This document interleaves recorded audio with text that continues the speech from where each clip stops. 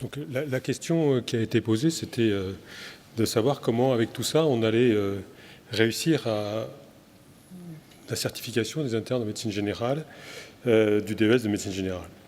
La question était intéressante et de manière très intuitive, je me suis dit que on allait commencer par avoir une réflexion commune, concertée, qu'on allait utiliser des moyens modernes pour évaluer et accompagner les étudiants. Je me suis dit qu'on allait prendre en compte les spécificités locales et on a vu que déjà quand Olivier a commencé à présenter la plateforme Moodle et le portfolio Mahara, que déjà des questions pouvaient émerger et c'était que 2 ou 3 départements qui ont pris la parole. Donc effectivement, il y a tout un ensemble une hétérogénéité qu'on ne peut pas nier à l'échelon national.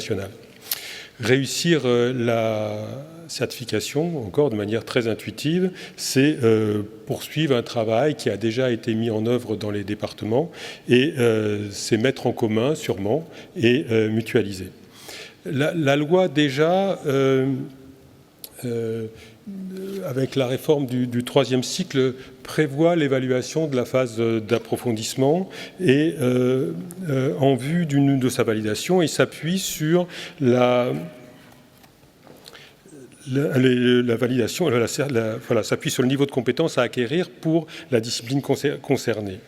Il est prévu que les étudiants présentent un mémoire qui consiste en l'élaboration d'un recueil de traces et de travaux.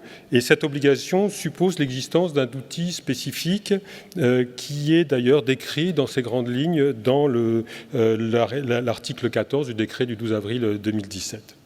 Il pose là les bases de la certification.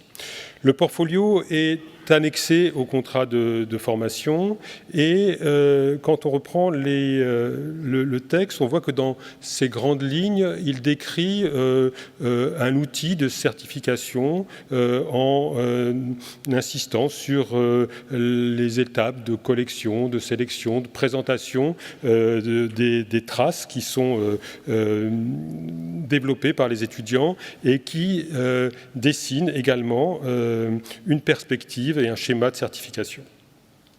Dans la littérature, d'ailleurs, on retrouve des schémas qui sont relativement superposables avec un dépôt d'un ensemble de preuves de compétences et puis que ce dépôt puisse se faire de manière un peu moderne, c'est-à-dire sur une forme numérique et de plus en plus sur la toile avec une exigence d'interactivité, comme l'a décrit Olivier juste avant. L'intérêt, c'est que la plateforme soit une aide et qu'elle aide à réfléchir et puis qu'elle ne soit pas un obstacle et qu'elle ne soit pas une difficulté supplémentaire dans le parcours des étudiants. Et puis, il y a un certain nombre de questions qui viennent aussi se surajouter. Ces questions qui tiennent à la manière de communiquer, avec qui on communique, avec quel public et de quelle façon. Réussir la certification, c'est construire un outil qui non seulement réponde à l'esprit de la loi, aux principes de l'apprentissage, mais également qui prennent en compte les réalités locales, comme je le disais tout à l'heure.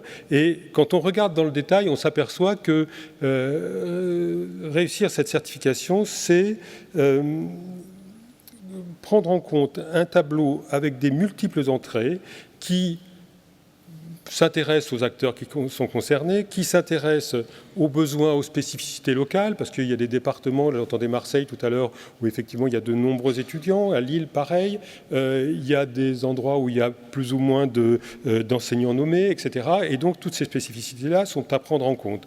Il y a aussi des départements, et là aussi on vient de l'entendre, où il y a des outils déjà préexistants, avec une expérience locale très forte. Il y a des endroits où les outils sont plus embryonnaires, d'autres où les outils deviennent obsolètes, des endroits où les gens ont investi, non seulement à partir de plateformes open source pour des codages supplémentaires, mais également construit des outils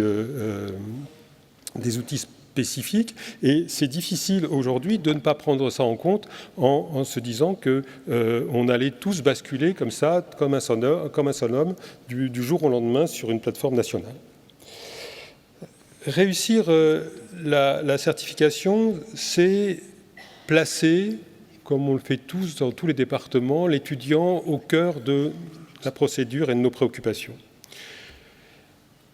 C'est mettre autour de lui beaucoup d'enseignants, et pas seulement le tuteur, puisque si on regarde bien, il y a le MSU, il y a les enseignants hors stage, il y a effectivement le tuteur, il y a également les cadres du département qui ont une vision peut-être un tout petit peu différente et un peu plus administrative de la certification. Il y a bien sûr le coordonnateur local de la subdivision qui va s'intéresser au parcours des étudiants dans un but de validation finale.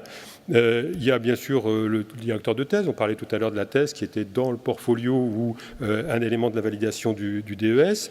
Il y a la scolarité également, puisque c'est elle qui va peut-être incrémenter. Alors je ne sais pas, peut-être qu'on aura une base pour incrémenter directement le portfolio à partir des bases nationales, mais en tout cas la scolarité va être intéressée. Réussir la certification, c'est aussi prendre en compte l'ensemble des traces en stage et hors stage.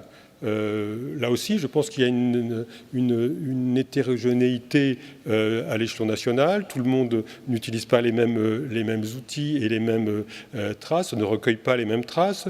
Dans une perspective de certification, c'est clair que le relevé d'activité quotidien a un intérêt important sur la vision des situations professionnelles qui sont rencontrées par l'étudiant, qui permet la rétroaction dans un temps cohérent par rapport à l'action qui est menée, qui permet les échanges lors des rétroactions avec le maître de stage au jour le jour pour pouvoir faire état du développement participer au développement des compétences. Il y a bien sûr le RSEA, ça c'est devenu un peu l'emblème national dans le DES, mais il n'y a pas que ça, il y a d'autres traces écrites, et là aussi, il faudra s'entendre sur ce qu'on met en place.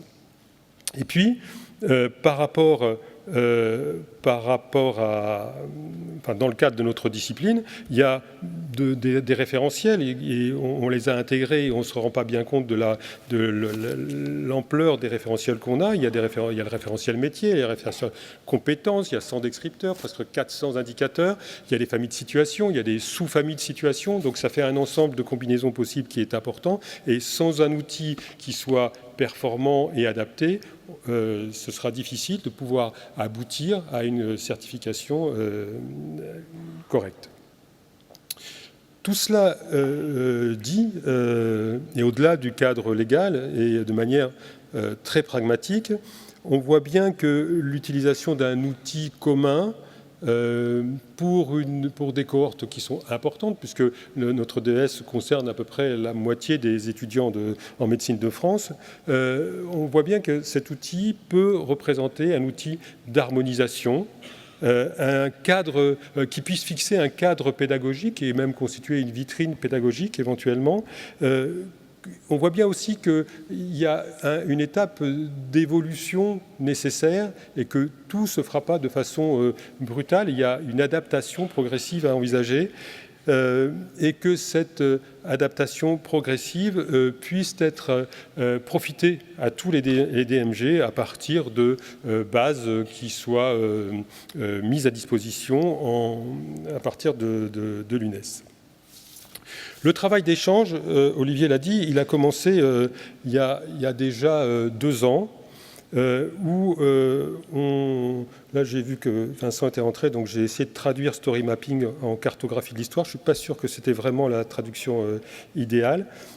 Il est reparti ? Non, il est encore là. Ah ben, moi, désolé.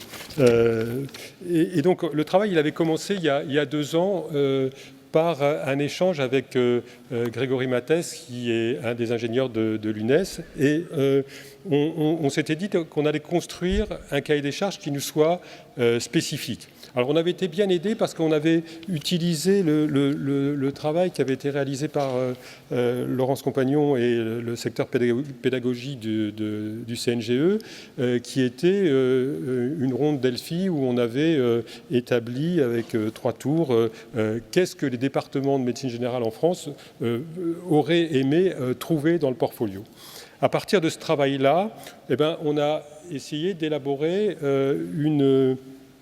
un cahier des charges, et en se disant, ben, voilà, on s'est réunis avec Grégory Mathès, on avait des représentants de différents départements de médecine générale, et puis on a intégré en fonction de qui on était dans le parcours de l'étudiant, si on était le tuteur, si on était le maître de stage, si on était son directeur de thèse, etc. Qu'est-ce qu'on aurait aimé trouver dans le portfolio, et donc on a établi un consensus. De ce consensus-là, l'UNES a réfléchi et a fait des annotations. Olivier Palombi disait tout à l'heure que 80% de ce qu'on avait proposé pouvait être adaptable sur la plateforme nationale. Aujourd'hui, on en est là. Ça va se réunir dans le mois prochain, le 12 décembre, un nouveau groupe de travail où on va essayer de mettre en concordance ce qui est proposé par la plateforme et le cahier des charges. Moi, je le vois comme un nouveau travail de synthèse où, effectivement, on va rendre opérationnel tout le travail théorique qu'on a mis en œuvre, avec une perspective maintenant que ce soit proposé au département dans un avenir qui soit relativement proche pour qu'on puisse tester tout cela en temps réel. Voilà. Merci.